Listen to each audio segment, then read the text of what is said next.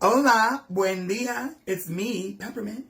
And when I'm not on RuPaul's Drag Race or simply being New York City's sweetest diva, I'm tuned into the fabulously empowering Bayard Rustin Center for Social Justice Power Hour, coming to you every weeknight at 7 p.m. live from our good old friends at the BRCSJ Virtual HQ via their Facebook page.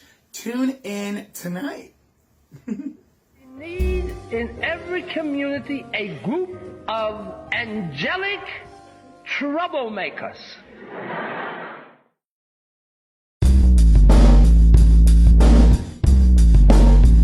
Social justice,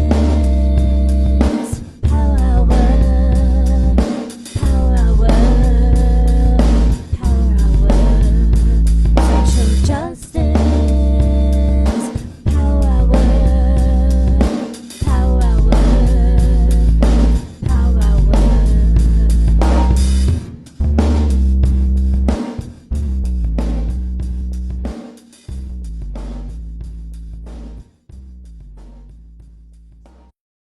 Good evening to our friends on the East Coast, good afternoon to our friends in the West, and good in-between time to our friends in those in-between spaces. Welcome, welcome, welcome, my friends. Welcome to the Social Justice Power Hour. Welcome to the virtual headquarters of the Bayard Rustin Center for Social Justice. My name is Robert Martin Say-The Schreiber. I'm the chief activist here at the center, and your host for this evening, as I have been for the past year and 8 months. Over 450 some odd shows. Can't stop, won't stop. We've been doing the Power Hour, friends, every single weeknight, without missing a night, without missing a beat. We've been here 450 plus shows, all this time since the pandemic started, and we're thrilled to have you with us tonight. As always, thank you for joining us in virtual community. Tonight's special. They're all special. But they've been special, so special, that we're now doing Throwback Thursdays, which is what this is. Throwback Thursday, y'all. And this is a special Throwback Thursday to celebrate and anticipate tomorrow's Fabulous Friday. Because this Throwback Thursday is starring the wonderful Wesley Stace, a.k.a. John Wesley Harding, an extraordinary musician, an even more extraordinary human being. We had a great concert and conversation with him virtually here in the Power Hour a while back. And it was fabulous. And even more fabulous is he will be here with us in community, live and in person tomorrow night. So please do come out for the concert. That's what this is all about. 24 hours from now, live in concert here in Princeton, New Jersey. Anywhere in the area that you are, come on out. If you have to fly in, fly in. It's worth it, y'all. Wesley is bringing the whole late style band, so there'll be a whole band. I don't even know if we have enough space to hold them all. It's going to be very safe, by the way, very smart, vaxxed and masked. So don't worry, no worries. But come be with us. It's time for us to gather again in community, safely, smartly, beautifully, fabulously, and this is a great way to do it. So buy your tickets now. Buy them early, buy them often. We're going to sell out. He's on XPN tomorrow, free at noon, doing a live show on XPN in our friends in Philadelphia, and then coming straight out to the show. So make sure you get your tickets and come to the after party as well. And by the way, not by the way, but absolutely the point is that some of you, most of you know that we lost our home, our headquarters during the pandemic here at the Bayard Rustin Center for Social Justice. This show, all proceeds go toward finding us a new home. It's hard to be a safe space without a space, y'all. So come out, support us, support yourselves, support the community, and see a fabulous show all while doing it. We can't wait to see you tomorrow night, and we can't wait to see you here in the Power Hour. And I would not be doing my job if I didn't tell you what was coming up on the Power Hour after this Throwback Thursday, after tomorrow's Fabulous Friday concert. Can't stop, won't stop. As I said, we are here every freaking weeknight, 7 p.m. Eastern, 4 p.m. Pacific. So come back and be with us. We are here for you. Please be here with us. And to entice you, here are just some highlights. Just some highlights, my friends, of what's coming up here on the Power Hour. What? Cal Penn? Are you kidding me? I apologize to my community. I've been holding on to this one. I've known about this for a couple of months. I had my very first embargo here in the Power Hour. I wasn't allowed to talk about it until Cal Penn came out last week and shared with his identity, who he is, who he loves, what he represents. the intersectional communities that he embodies, both in his life's journey, in his work, and in his love. So once Cal came out, I'm allowed to come out, we're allowed to come out, and Cal will be here on the Power Hour, y'all. So stay tuned, true believers. It's going to be something. We're going to chop it up, believe me. Pretty exciting stuff. And further, we have Call and Response, the story of Black Lives Matter. Veronica Chambers, you know her, you love her, you read her in the Times. Now see her here in the Power Hour. Samson McCormick, Black queer comedian, incredibly controversial, incredibly funny. What a journey this man's had. Can't wait to talk to him about that and all that he encompasses. Adam Gopnik, one of the finest minds of our generation, OG radical of the real, right here in the Power Hour. Farah Jasmine Griffin, read until you understand the profound wisdom of Black life and literature. Looking very much forward to that. Just found out Kevin Boyle, this book is blowing up, The Shattering. Just read about it in the Times. Can't wait to talk about it here in the Power Hour with Kevin. And we're doing Throwback Thursdays like tonight. Next week, another really special one to celebrate the anniversary of Bayard Rustin receiving the Medal of Freedom from President Barack Obama. His partner, Walter Nagel, accepted it posthumously on his behalf. Walter Nagel will be here for our Throwback Thursday for the episode where he met with Senator Scott Wiener. And Senator Scott Wiener is from California. He was the one that spearheaded the effort to have Bayard pardoned for his crimes during the 50s. This was a beautiful, meaningful conversation. And Walter, by the way, he honors us by being board member emeritus here at the center as well. And we're going to have a little bit of a prologue to the show. We're going to show you the bit where Valerie Jarrett, her own self, was on the show and talked about that meaningful moment when they decided and gave that Medal of Freedom to Bayard Rustin, to his partner, Walter Nagel, right there, who will be on the show. So we're looking forward to all that. And of course, every Tuesday, come take a breath with us, both literally and figuratively. Free and fabulous queer yoga. Our queer yoga master, Jasmani, brings us to virtual nirvana. Come take a breath with us, both literally and figuratively. And finally, back to this. Please join us. After, if you don't know Wesley, you're in for a treat tonight. And come to the concert, you'll be in for a bigger treat tomorrow night. He is, as I said, extraordinary, both as a musician and a human being. So enjoy this show, and we'll see you in 24 hours at the live show. Go buy your tickets right in the link there, right in the comment section. Thank you to our Princeton University Fall Fellows who are in the comment section tonight, giving you all the information you need to buy the tickets, to get in touch with Wesley, to get in touch with us, etc., etc. All the way, this is virtual community building, and tomorrow night it is real life community building. Be there for all of it. It's extraordinary times, my friends, and we want to share it all with you. So please, come back, see us here in the Power Hour, and come see us in person, live in concert tomorrow night with Wesley Stace. And enjoy the show tonight. And whilst you're enjoying it, go buy a bunch of tickets. Support the center. Support our community. Much love and respect, y'all. Enjoy the show. And we are thrilled to have our guest with us tonight.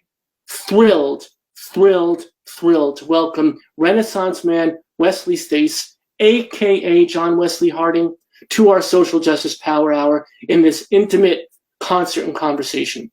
Having made beautiful music with Bruce Springsteen, Lou Reed, Roseanne Cash, John Prine, and the Jayhawks, among many others, Wes has also published internationally best-selling novels, taught at Princeton, Swarthmore, Fairleigh Dickinson, and writes regularly for the Times Literary Supplement and the Wall Street Journal.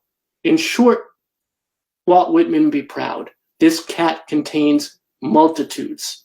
So please join me in welcoming Wesley Stace to our Bayard Rustin Center for Social Justice Power Hour virtual stage. Wes, thank you so much for joining us. We're so thrilled to have you with us. Thank you very much. I'm pleased to be here. How are you, my friend? I'm very well, thank you. I've had a slightly hectic day, and I wasn't a million miles from you in Princeton. Oh my gosh! Well, that's where we are. I know. But I was on a rather sad errand. A friend of mine who died. I took his.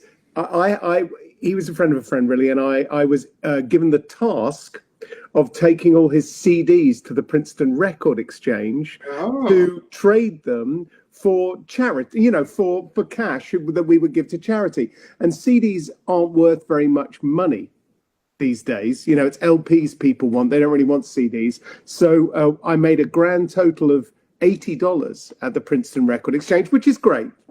And we will be donating that tonight. Because you are Princeton Junction, we will be donating that tonight to the Bayard Rustin Center for Social Justice on the back of me and my friend Tim's friend, who would have thoroughly enjoyed these 2 boxes of CDs benefiting you. That's so beautiful. Thank you so much. Not a problem. That's really touching. I really appreciate that. We really appreciate that. And it comes at a much needed time. So thank you. No problem. It begs a lot of questions. One, you were literally a half a block away from the center. The center is a half a block from the Record Exchange.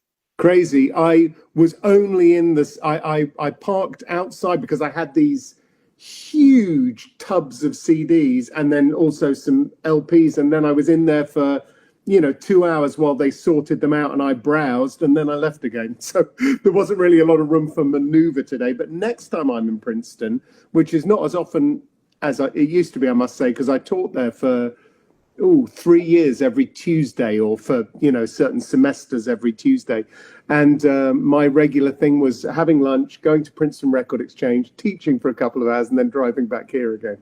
Now, when you go into the Record Exchange, are you recognized? Do people say, "Hey, look, it's Wesley Stace"?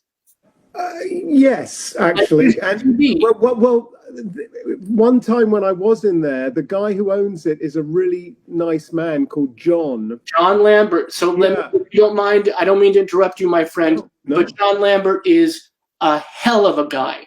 I want to tell you about this man. He is a sweetheart. And just to give me 30 seconds to tell this story, Sure. he worked his way up. He used to break down the cardboard at the Record Exchange, and he worked his way up to now owning it. And he is a beautiful soul. He is charitable, giving, honest. He is one of the sweetest people I know, and that's the truth of it.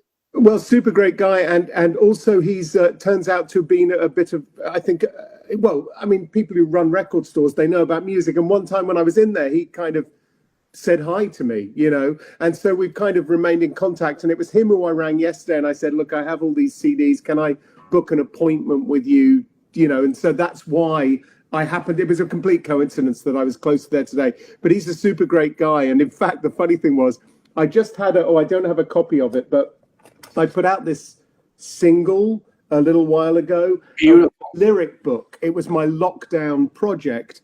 And at the end of it, when he was divvying up what we'd made on the CDs, he said, and also there was a book, there was a single of yours. Did you mean that to be in there? And I said, yeah, if you look at it, it's signed for you, but I'd completely forgotten. I'd completely forgotten it was in there. So if he hadn't mentioned it, he'd have just thought, oh, the guy's an idiot. He just left a book in there. So and then he would have found out it had his name in it. Full disclosure, I have to tell you, and I've mentioned this to you, but also everybody watching, all our viewers should know, I'm a huge fanboy. I mean, it's kind of a little bit of a surreal experience right now listening to you speak to me and our audience. But I saw you back in the day. I saw you literally, 30 years ago in the city. And, many times. Like Bottom Line kind of days? Exactly right. And I mean, here's my, Wow. This is not anything close to your full catalog, but and if you can see in the middle there, the blue one, as a striking young man, that's a Record Exchange price tag on it. There you go. It all comes together. That's a pretty good collection. I can help you out with that collection a little further, but that's good. That's a good start. So when Wesley first agreed to do the show, everybody, I have to tell you, I sent him that picture, and I said, I hope this doesn't scare you off. I don't think I'm like a stalker.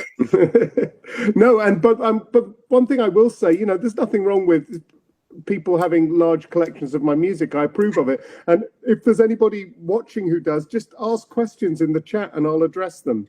I have, we have at least 45 minutes of me playing songs and chatting, and I'm happy to answer any questions that any of you have. That's very sweet. And yeah, so thanks for bringing that up. Number one is, please feel free. This is a community conversation. So if you have comments, questions, you want to share with Wesley, please do. We encourage that. Gosh, I see someone I went to high school with that says, "Hi, Rob." Hi, I went to high school with you, Lauren. How exciting. Thanks for coming. Sorry, I was just surprised. But also we have a dedicated volunteer. Chris has been with us, and this is just someone who volunteers. As crazy as I am being here every weeknight, Chris has been here also every weeknight and hasn't missed a show except for like one or two here or there for very good reasons. But here's the wonderful thing. Chris will be giving you links to all Wesley's stuff, all his social media, all his music, et cetera, and also giving you an opportunity to donate to the center. So if you're enjoying the show and you're moved by the music, by the conversation, by our mission, by what we're doing, please do feel free to, you don't even have to hop off. You can do it, hit the link, go to another window, listen to the music, come back and say, thanks so much. We really do appreciate it. But Chris, I want to thank you. It's volunteers like you that make the center as extraordinary as it is. Well, we've already had we've already had a fairly obscure request over there, and what I did while you were talking endlessly over there was I printed out the lyrics to the request so it could actually get played. All right. That's what the sound of the printer is.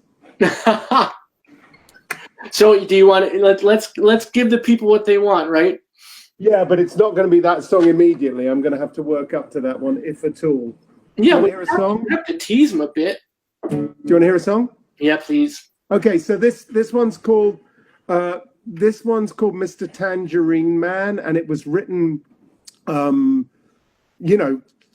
years ago when the disaster was just about to occur, and I didn't plan to play this song anymore after the horror started. So I'll just play it right now, and that can be it forever, I reckon.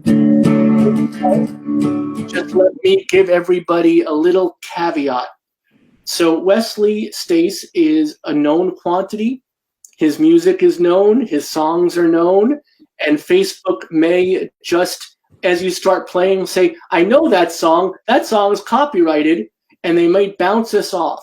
If we get bounced, when the stream gets cut off, just follow us to the next video. Do they understand that? Yeah. So what's going to happen is if Facebook says, oh my gosh, someone's violating Wesley Stace's copyright because they don't know Wesley Stace is playing it because they're idiots, follow us to the next feed. We'll be right there with you. I mean, it could be that we're all violating Bob Dylan's copyright on this one, but I'll say hello to Susan, there you are, and Greg out in LA, and Carol. Yeah, here we go. Yeah. And of course, Morgan's here. Look at that. Here we go. It's a good time for this one as well. Saying goodbye to this song forever. Hey, Mr. Tangerine Man, what's that on your head? Is it alive or is it dead? Do you keep it on in bed? How often is it fed? We're dying to take a peek to say what's under it. Hey, Mr. Tangerine Man, wave into your fans with it's all about your little hands, your non-existent master plan. But on a mid-November morning, no one followed you. Well, your mama must have told you, Donald, you can do no wrong. You're handsome, big and strong. You'll struggle hard and long. Despite your sacrifice, they'll hate you 'cause you're ravishing. When you look into the mirror, tell me, what is it you see? Is it the one and only me? Someone we all want to be in your own reality, with your weirdo family and your casino golf club dreams and the ruins of other schemes like Trump University and the many other gifts that you've been lavishing. Hey, Mr. Tangerine Man, what's that on your head? Is it alive or is it dead? Do you keep it on in bed? How often is it fed? Well, we're dying to take a peek to see what's under it. Hey, Mr. Tangerine Man, waving to your fans. It's all about those tiny hands, your non-existent master plan. And on a bright November morning, no one followed you. And in case there's any question, I'm a white man just like you. Not a black man or a Jew, or a Muslim or Hindu. But I'm scared of what you'll do. You'll probably blow us all to Timbuktu. So please bid the phone adieu. It was time to stop the insults and the tweeting. It's not hard to kill an elephant, oh, but that's just what you did. Like your inbred rat-tooth kids. It's fair game and you're pure id. Oh well, who are you trying to kid? With that presidential bid, you're either gonna flip your lid or shut down the whole grid. Or even rich man get outbid. And you'll claim it's rigged when you take your beating. Hey, Mr. Tangerine Man, leave your gilded throne. Call back your campaign loans. Maybe throw the hawks a bone. So send the Muslims home and then kill them with a drone. They'll never know what hit them. Hey, Mr. Tangerine Man, waving to your fans. It's all about those little hands, your non-existent master plans. But on a bright November morning, not enough people followed you.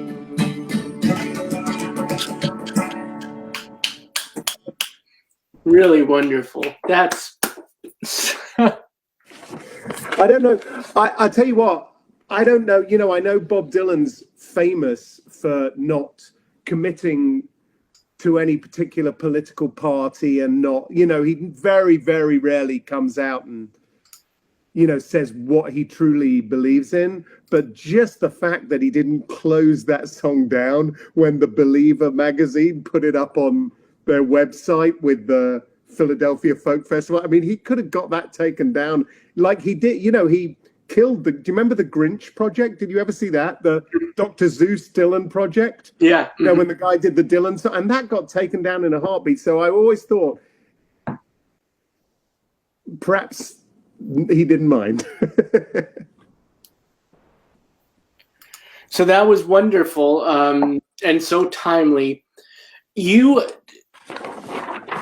used to go by the moniker John Wesley Harding. True. Dylan, there's that connection. Can I ask you, what's the secret origin of that? Where did that stem from, and how long did it last? And what was the reason behind it? Like, why use that? What was your?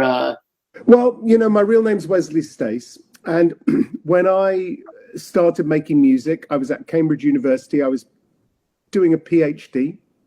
And I was just starting to consider doing some classes and teaching and helping the professors, and which is you're working up to be an academic. And I really didn't want anybody to know that I didn't want anybody to know that I was going to be playing gigs in a failed and short musical career. So I took a pseudonym like many other people have. And I always say that probably only me and Elton John actually took the name John to be better than our own names. I shouldn't think too many people have done that. But so I just took the name John Wesley Harding, and then suddenly I was on the road, and then suddenly I was making my first album for Demon, and then Sire. You know, it was very, very swift, and I just hung on to the name.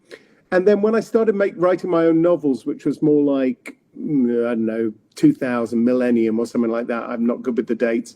But when I started writing the novels, I didn't want them to come under the name John Wesley Harding, which, you know, in case your viewers don't know, is the name of an album that Bob Dylan made in 1967 or 8. And that is why I took the name, because Wesley's a bit like John Wesley Harding. And so that's why I took the name. I thought it was a good name for a folkie to have. And, Bob Dylan was not really called Bob Dylan. It's a very regular thing for people to do. But then when I did my novels, I wanted the novels to come out under the name Wesley Stace, because having a fake Bob Dylan album on the spine of a 700-page Victorian Dickensian novel seemed weird. And so I used my own name. And then suddenly things got a little bit more complicated, because people had to start introducing me with two names, and it got silly. And then I thought, I'll just go with my own name, whatever. So there are two threads I want to pull at that. One is personal, which I'll start with, is you mentioned Sire Records, and Sire Records hugely influential. I mean, there was so many incredibly important acts that came out of Sire Records, and there was they had a great nose for talent. Everyone from Echo and the Bunnymen to Madonna, and yourself included, all these folks. And Sire Records was Seymour Stein. Did you know Seymour? Seymour signed me. Yeah. So Seymour Stein is my dad's cousin. Oh, wow, crazy. They grew up together, and they collected 45s. They used to get all these vinyl 45s. So we have. What was his name? Steinberg. No, what was? No, his name was Steinbigel. Steinbigel, right? Of course it was. So that's. And the reason I know that is because a fan of mine who might be here or not is called Penny Weissman, and her mother was at school with Seymour Steinbigel, and has pictures of him, in his high school or wherever that was, many years ago. So then she went to high school with my dad too, or was it Erasmus? Was it Erasmus? I don't know. I can't remember now. And maybe Seymour went to a different school. So Steinbigel, yes, Steinbigel was my grandmother's maiden name. Ah, great. Yeah. And my maiden name is Schreiber. Now I'm saying the Schreiber because I took my wife's name when I got married. All these names get all, wonderfully, they evolve, right? Yes. So Seymour was an incredibly influential figure in the music business. He, Oh, yeah. And still, just someday someone has to really write the appropriate book about him. I know that there he wrote a very nice memoir of his own life that I can't remember the name of, but I actually wrote quite a long piece on it for the Wall Street Journal, as it happens, that I said to them. They asked me, do you want to review the book? And I said, it's going to be personal because he signed me. I mean, I sat across a table from him, played two songs, one of which was The Devil in Me. And he said, that'll be your first single. I'll introduce you to the producer later on today. And then I met Andy Paley, who produced my first two records in America. Elliot, oh my gosh. So, so it's like, Seymour was incredibly instrumental in the beginning of certainly the first 5 years. And then just 2 years ago, after the memoir came out and I wrote that piece, he enjoyed the review, and he came and did my show Cabinet of Wonders in New York, and we chatted about the old days, basically.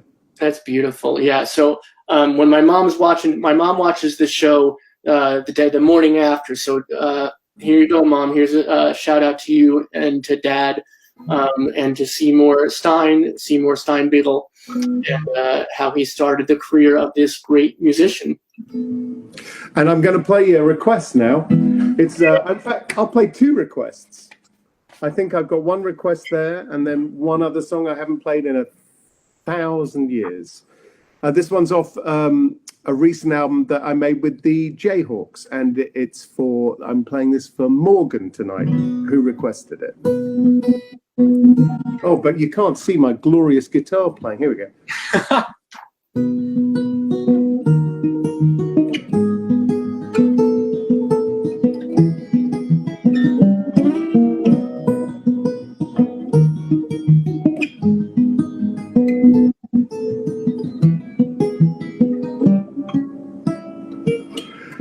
Played some pretty empty rooms, some quiet as the tomb, but I've only just begun playing to an audience of one. I've played shows where those on stage outnumbered those who paid, but I've never had more fun than playing to an audience of one. And everything I write for her. She understands each word, oh, what they do and do not mean, and all the breaths between. Why I stop singing when I do. There've been nights when I have wished for just 10 warm bodies more. Now I don't care if there's none, and I'm playing to an audience of one.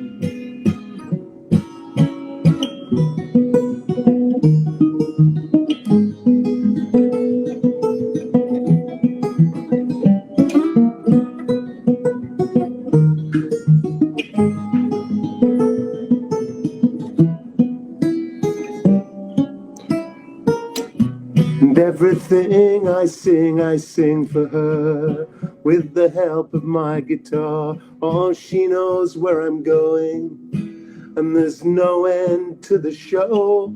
I just keep playing for her when you've gone home. And I'm trying to amuse her. I didn't even choose her, she chose me. And I offer her my song eternally.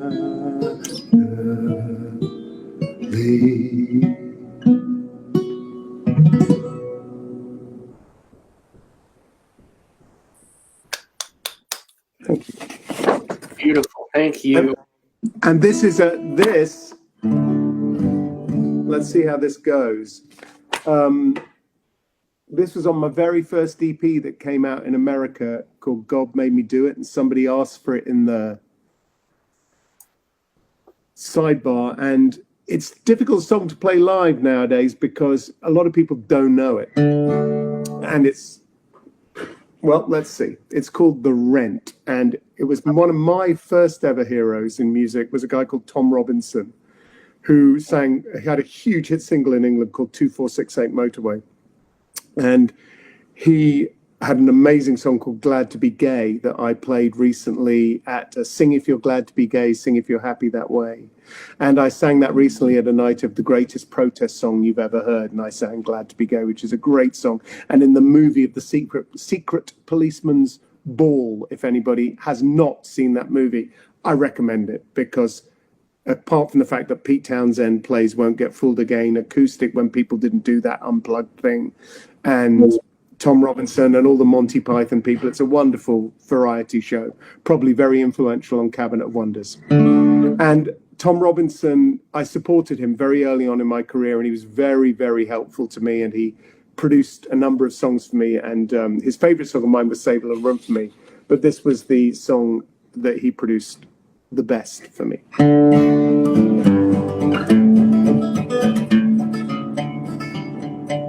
mean, I haven't played this in 10 years at least, and I'll get that part right soon.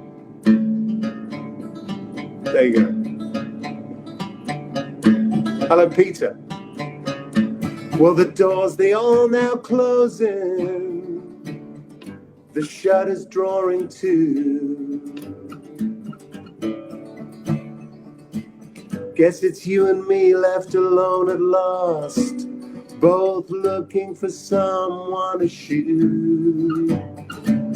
Me with the empty threats of nowhere words, you wear your kid gloves. At that very moment when we cracked, someone somewhere was falling in love.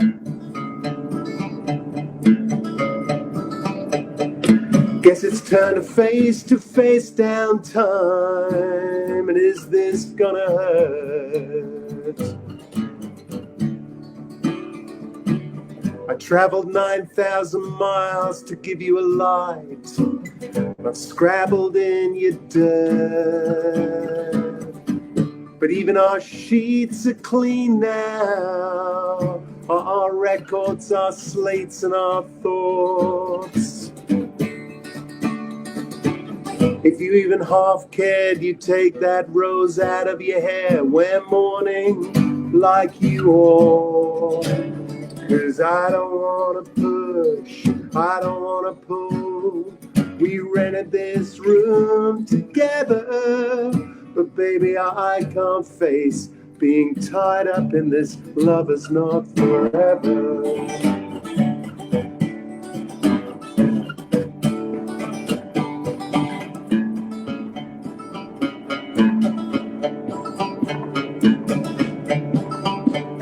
It gets so stuffy when it comes to this, makes you feel like breaking. The only way out is to smash down the door. That's how we kill or cure a heart that's been aching. But I'd give everything I own just for the grace to be. I cut the film before you wore your pearls and lace for me. I don't wanna push, I don't wanna pull. We rented this room together, but I can't face being tied up in this love is not forever.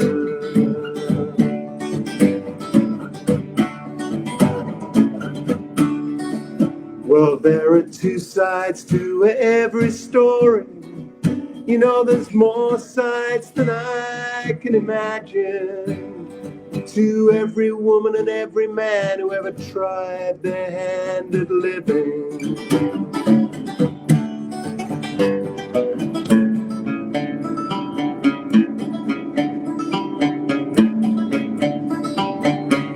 The doors, they are now closing. The shutters drawing to.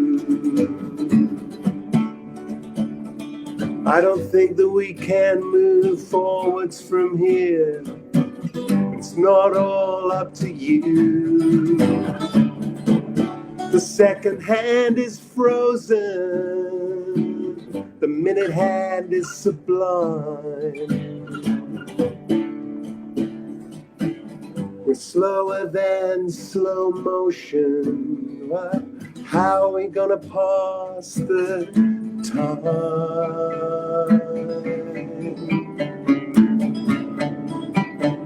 Now we've decided that I don't wanna push, I don't wanna pull. We rented this room together, but I can't face being tied up in this love is not. I don't wanna push, you don't wanna pull. We've rented this room. Rented this room. Rented this room together.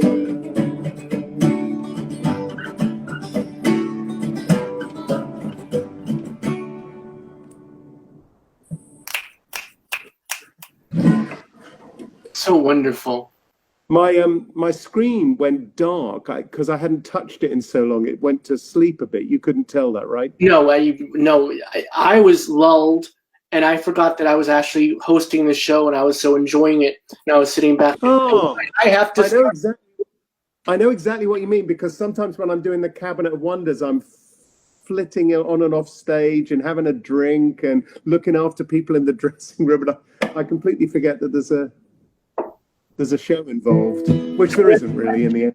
From Kevin asks, how did you manage to get Bruce Thomas and Pete Thomas to play in your first few albums? Great backing band, he says. Yeah, we were friends. We drank at the same pub. And my friend Glenn Colson, who was my manager at the time, Glenn introduced us, and when Sire said, we'd like to make an album with you, but we don't think it should be an acoustic solo album, we think it should be with a band, Glenn said, well, why don't we use Pete and Bruce? And at the time, Elvis Costello was not using them at all. He'd given up with them, I mean, temporarily. They'd made Blood and Chocolate a couple of years before or something. And then he made King of America. And he was making records with T-Bone Burnett and Los Lobos. And he wasn't really using those guys all the time. And there was a hole in their schedule. So we made 2 albums together, just Pete and Bruce Thomas. And sadly, and this is really sad, both the other members of the band, Kenny Craddock and Steve Donnelly, the guitar player, an astonishing guitar player, are both now dead, unfortunately. And that's how long I've been making music for, because that was 30 years ago. So 1989 we made the first record. But Pete and Bruce are still going strong. Pete still plays with Elvis.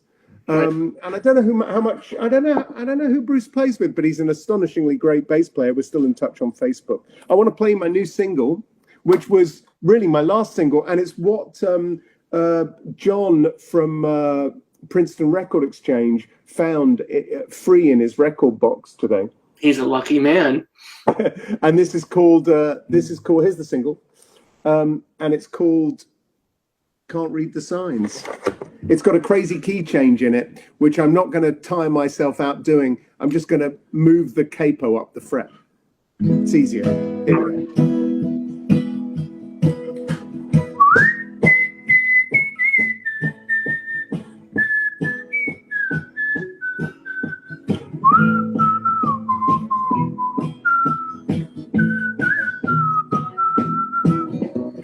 I can't read the signs no more. I don't know if it's peace or war, if you're rich or if you're poor. I can't read the signs. I can't tell the score no more. I thought we were winning, now I'm not sure.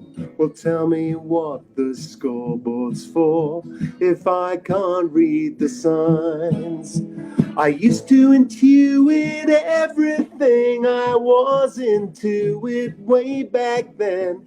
Now my best guess is a dead address that I wrote you way back when. Well, I can't pass today's exams, I drew elaborate diagrams, but all they wanted tweets and spam. I can't read the signs.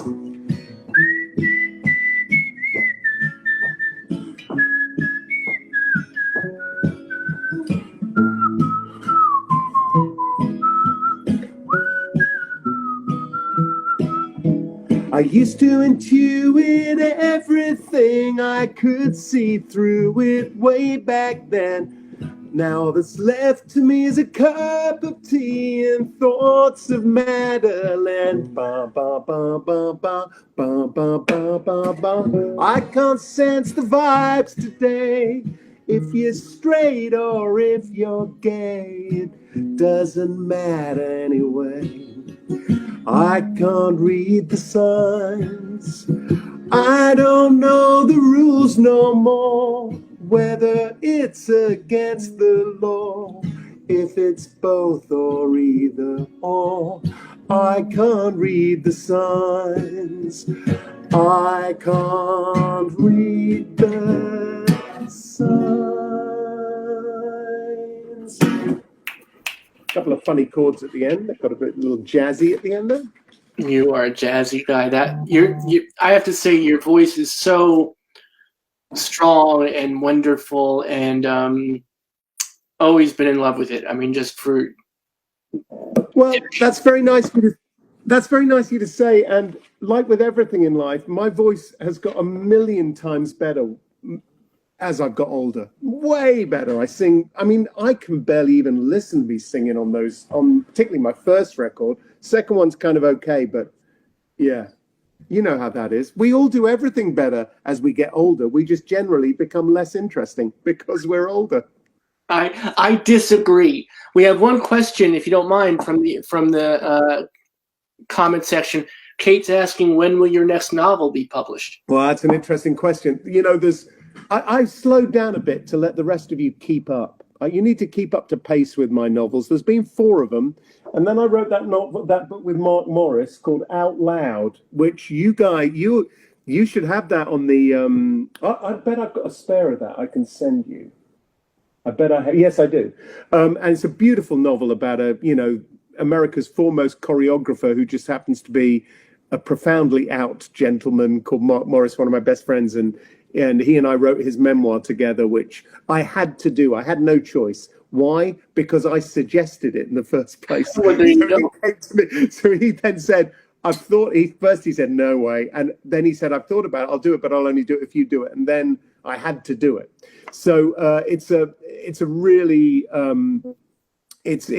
good book, I think. And then my next novel, which I will say there is some written of, I don't know, depends when I get to finish it. What I will say is that The Cabinet of Wonders really took up a lot of my life for a lot of years, and it was all-encompassing work, both booking the shows, planning the shows, rehearsing the shows, keeping everybody, all the performers, and in some cases, big egos, in some cases, the kindest people in the world, and not the people with big egos. They weren't unkind people, but, people need, as you know, don't you know it with your own show? People need handling in different ways, and it becomes all-encompassing. And I thought it was very interesting that I didn't write a novel from the time I really started booking The Cabinet of Wonders. And why that was because I didn't allow myself enough space in the day to be doing those things. Anyway, there you go. But I'd like to play harmonica. How would you like that? Let Mark know that if he ever wants to come in and talk on the Power Hour, we'd love to hear his story. Oh, you'd love that. You'd love him on there. I will totally recommend him for that. All right. More music, the people say. Yes, they do. Somebody asked, why did I stop using the Frank Capra titles? That's a good question. It happened one night. Fantastic movie. Here Comes the Groom. Fantastic movie. Name above the title, Frank Capra's autobiography, memoir. Why We Fight, Frank Capra's war series. And by the end of that, I was kind of done with it. The thing was that I was going to have every album cover of mine look exactly the same with just my face on a colored background. But the guys at Sire Records and Warner Brothers at the time thought that was a stupid idea. So that didn't happen. I remember another time when I went to a meeting with a guy there, I've forgotten what his name was, but he was head of art or something. And he said, "Is that your new album cover?" And I said, "Yeah." And he said, "That doesn't look anything like you." And I said, "It's not me, it's the poet Arthur Rimbaud." And he said, "You're not really trying very hard to be popular, are you?" And I was like, "Well, I thought it was a beautiful piece of artwork." That was the cover of Why We Fight. That's Arthur Rimbaud on the cover there. I thought it looked enough like me that people wouldn't, notice, but he noticed. Here's a song called The Truth that it was on that album, Why We Fight, as though I planned that segue, which I can assure you I did not at all. This is water. This is water, by the way. Pure water. Only kidding.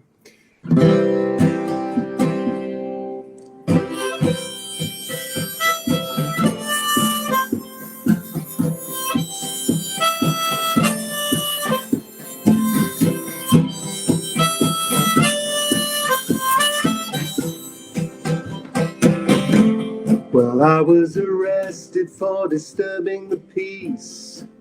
Oh, but hey, I was disturbing the war. I was waving a small white handkerchief. I was saying, please don't fight no more. And I thought that there'd be an on each side, but there was just 2 guys wearing very bad ties. So I shouted until my throat went hoarse. They cut out my voice box, of course. I was taken to court in a city of gold, where silence is a sure sign of guilt, where you can't speak out in your own defense or be heard over worlds being built. And the trial was a farce, as befitted a place where comedy and tragedy share the same face. The judge read the verdict, a curtain was raised, an audience roared out its praise, and I said, where's the truth around here today? Where do fact and fiction separate? Who's the big guy that we have to pay to find the truth? To find the truth.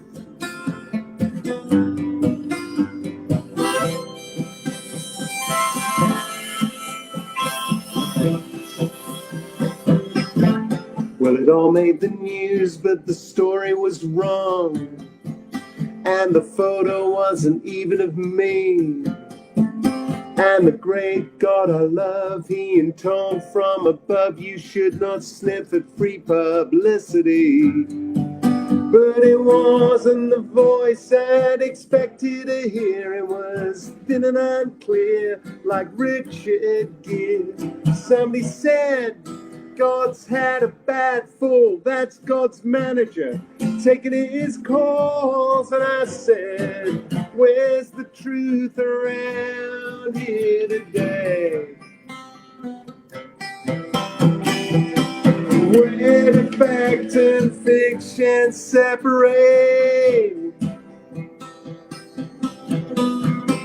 I thought we were much too clever to pray to find the truth, to find the truth.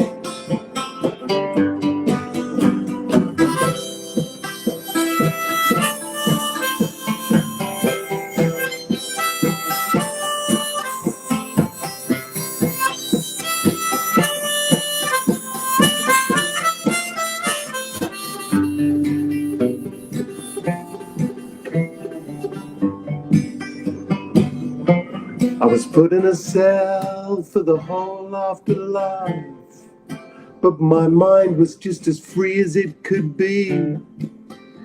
Somebody said, just your body's in chains. That encouraged me.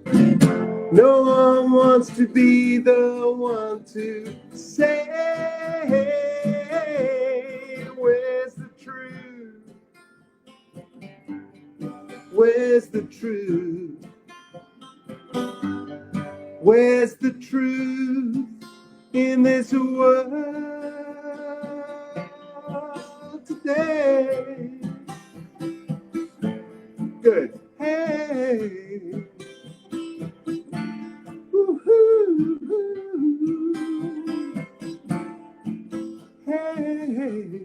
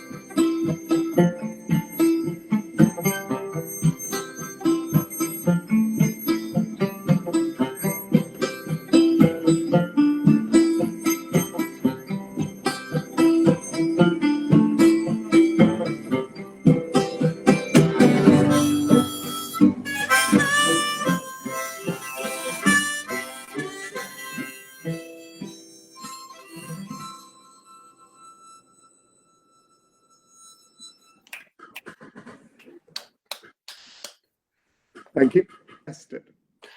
So I have a question for you. Back in the day, you covered a Madonna song. Mm. I want to know the secret origin of that. I want to know what prompted that. Was that your doing that? Yeah. She was on Spider too. Life is a mystery. Everyone must stand alone. I hear you call my name,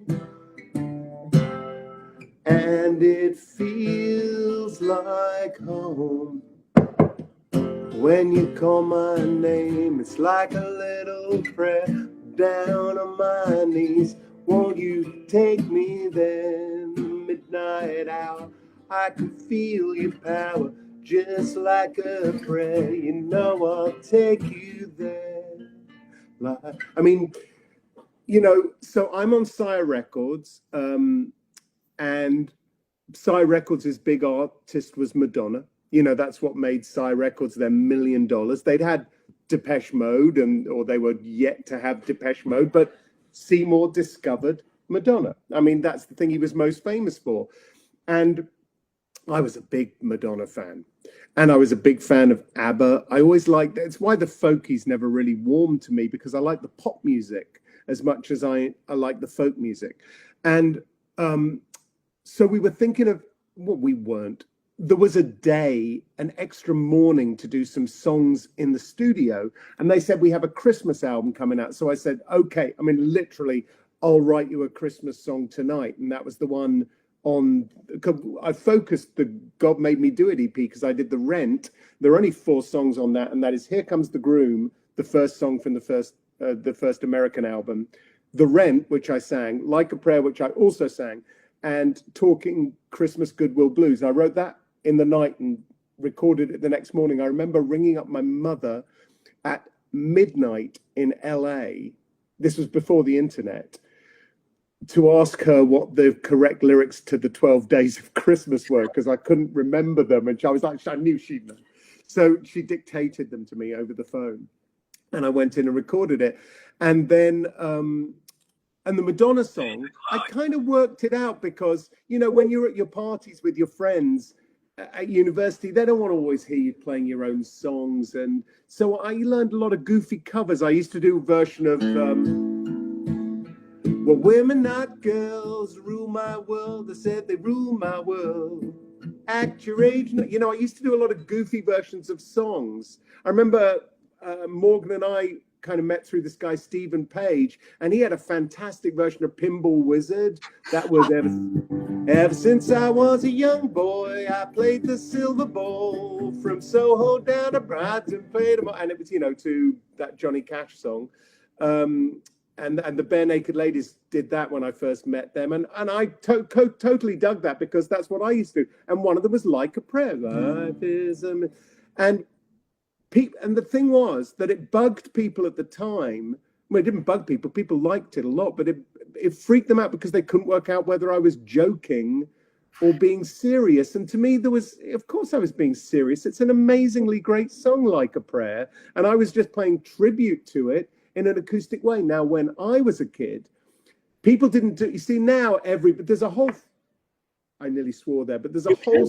Swear, please swear. There's a whole fucking station on Sirius that's like called Acoustic Covers or something. And all you hear on it is like people doing Time After Time and people doing, you know, and it's all these, it's like coffee house versions of pop songs. It's just completely normal now. But back in my day, there was a guy called Roddy Frame of Aztec Camera, also a Sire band a bit later on, or maybe all the time, I don't remember, but he cut a version of Jump by Van Halen. And that version blew my mind because to me as a young man, I was like, oh, I hear that's a good song, but I don't, because I liked acoustic music, I don't really hear that's a good song till he does it, till Roddy Frame did it. And that was my idea with Like a Prayer, was I want to do for Like a Prayer what Roddy Frame did for me with, you know, with the Van Halen song. That was the idea of it, really. If you haven't heard, first of all, if you haven't heard Wes's version of Like a Prayer, it is gorgeous. And if you haven't heard Roddy Frame Aztec Camera's version of Jump, please go seek it out. You know what version I love? I love Frankie Goes to Hollywood's version of Born to Run. And when they take the sax solo and make it a bass solo, I thought that was pretty brilliant. I really enjoyed that too. Covers is a whole art. I put out my album Greatest Other People's Hits the year before last, and that has my duet with Bruce Springsteen on it and my duet with Lou Reed. I've been so lucky to sing with them, such amazing people. But it also has my, I always think that you can tell as much about a songwriter as about the covers he does. A really good songwriter, and I don't claim to be that, but I will say this about songwriters I like, is always a good interpreter of other people's material. And the prime example of that is Harry Nilsson, who's almost remembered most for the covers he did, like I Can't Live If Living With. He didn't write that song, but he wrote songs as good as that. But the thing was, he knew an amazingly great song when he heard an amazingly great song. And songwriters know that, and all really good songwriters always do really good covers of other people, in my opinion. I agree wholeheartedly. So listen, I have kept you after school. It is Prince Be Proud. We're in the after party. We have gone past 8 o'clock. I know that you have some family stuff going on. I do. Keep you. If you would do one last song, absolutely, it would be a wonderful thing. Let me see if there are any. I saw a couple of questions there that I wanted to ask. Any updates on plans for future Bandcamp projects? I hope you saw that on Bandcamp there is an album at the moment called Dynablob 5. It's called something or other, and Extraverse, and that's got a lot of stuff on it. But what I am excited to tell you, and why I was excited to see that question, is that with any luck, on February the 4th, we will be having a watching screening party organized by Morgan of my first ever concert film of my own songs, which was recorded on a bunch of cameras in 2008 or 10 when I played my greatest hits for one night in Brooklyn. I've never released it. It's never been edited.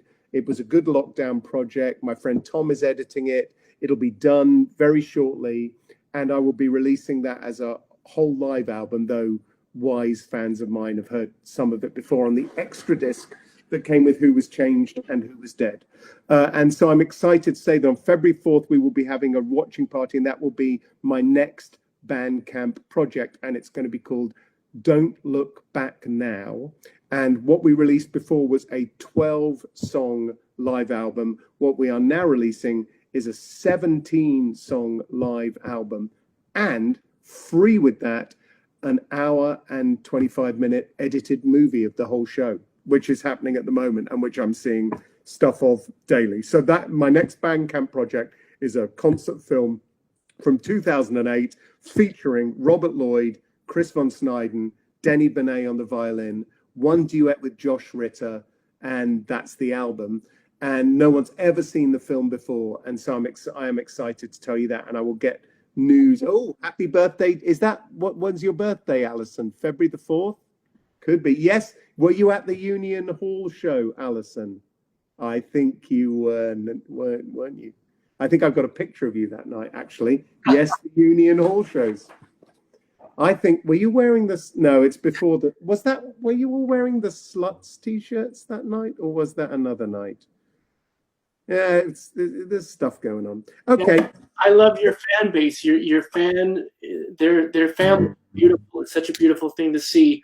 And please, Morgan, if there's a link to that we can get people eyes on, that'd be wonderful. And if not, give it to us and we'll show it in a future show, so everybody will definitely see.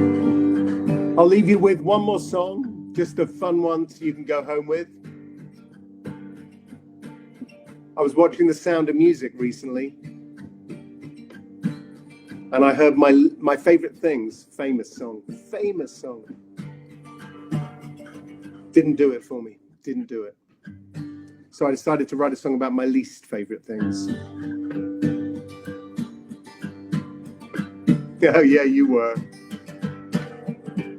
Man buns on hipsters with Civil War beardos, bland hippie jam bands and old country weirdos, tattoos all over and silver nose rings. These are a few of my least favorite things. Tie-dye bat, sci-fi, reality TV, locally sourced and artisanal chickpeas. Every time Kanye gets on stage and sings, these are a few of my least favorite things. When the sun shines, when a breeze blows, when I'm feeling blessed, I simply remember my least favorite things. Instantly I'm depressed.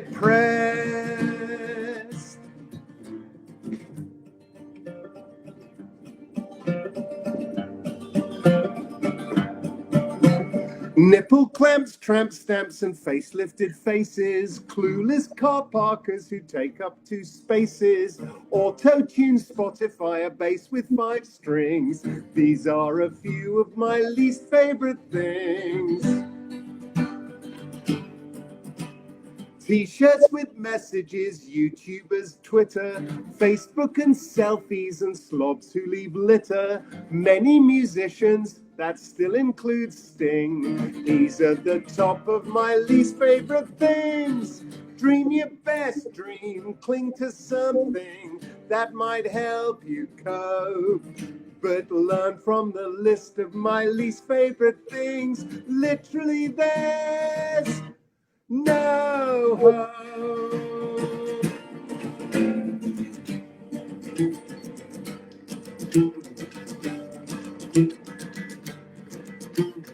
But yet, whatever, no worries, and he's like fake news and Fox News, the Third and the Fourth Reich. Elected officials behaving like kings. These top the list of my least favorite things. Climate change skeptics who hasten the world's end. Abortion's illegal, except for your girlfriend. The thoughts and the prayers of the helpless right wing. That is the most of my least favorite things. Every nation come together. People everywhere. Consider the list of my least favorite things. The world hasn't got a prayer.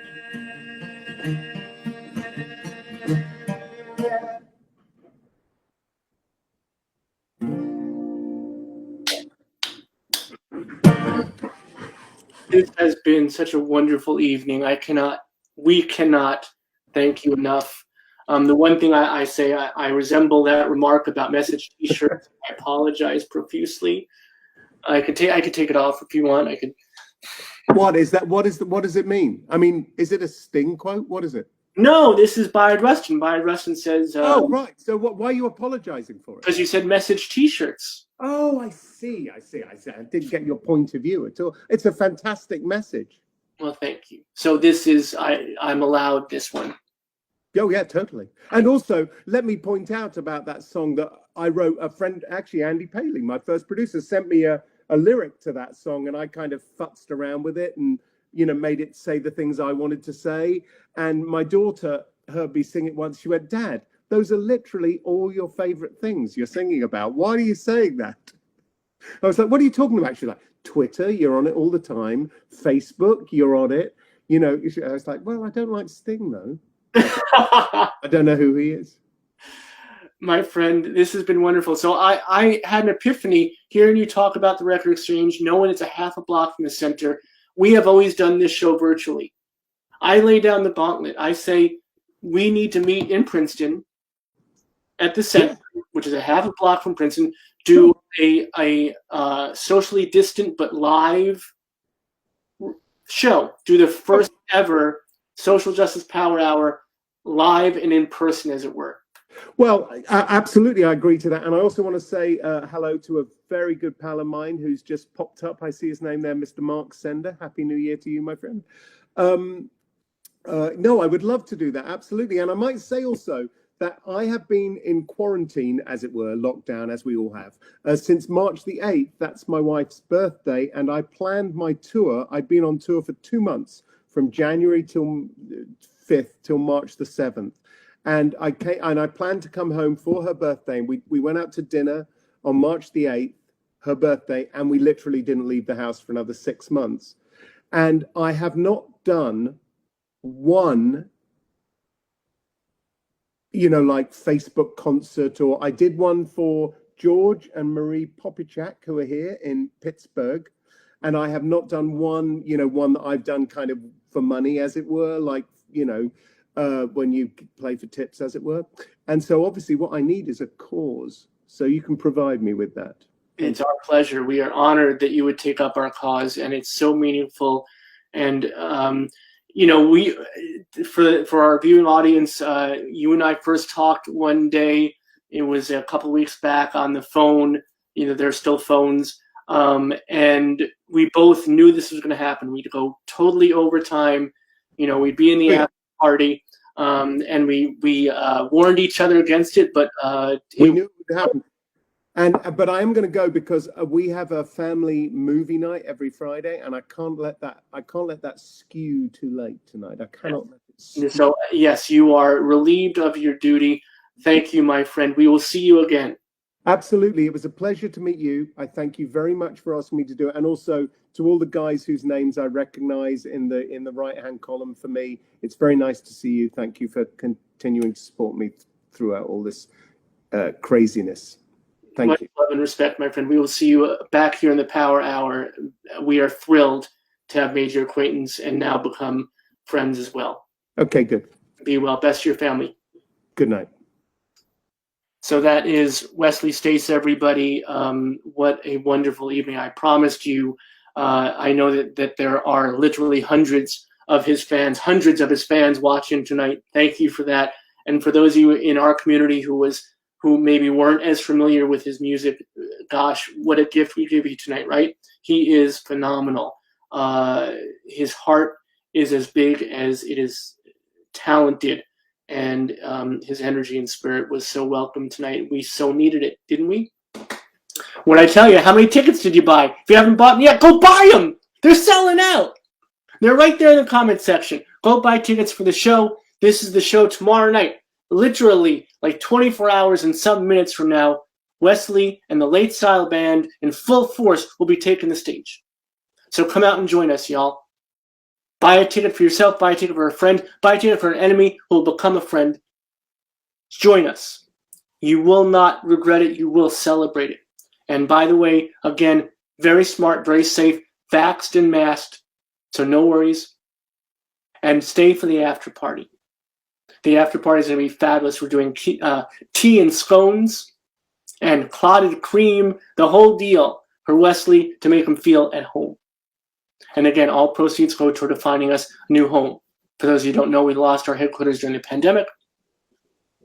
And we need to find a place to gather community once again. It's hard to be a safe space without a space, y'all. So please come out.